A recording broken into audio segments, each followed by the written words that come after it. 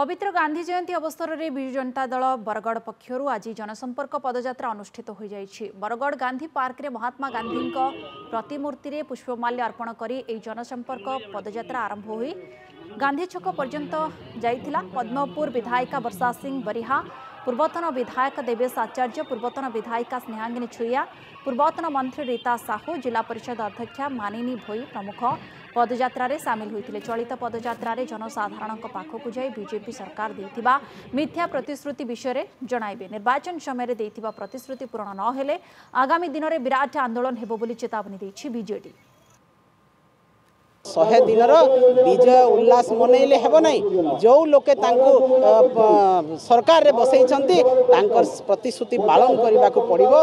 तेणु यही वार्ता लोकों पाखक पहुँचेबू। बीजेपी जो असफलता ताकू आमे लोकों पाखक पहुँचेबू। जहाँ भी पालन ना करी सेटा आमे जनता के जनता जनार्दन के सचेतन करबा ले जिमु।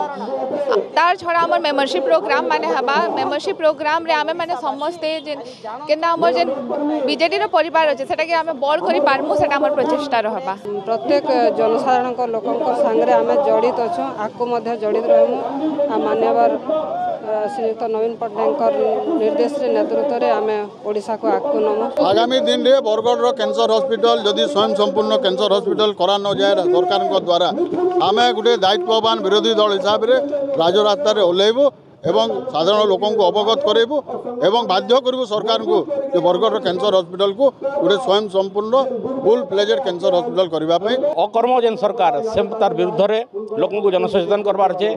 सरा 300 यूनिट बिजली हो 3000 टका भत्ता हो कि 1000 टका प्रति महिला को हो कि सुभद्रा योजना लोक ठगी 5000 टका लगे से रूप हो लोकों को सचेतन करवार अच्छे।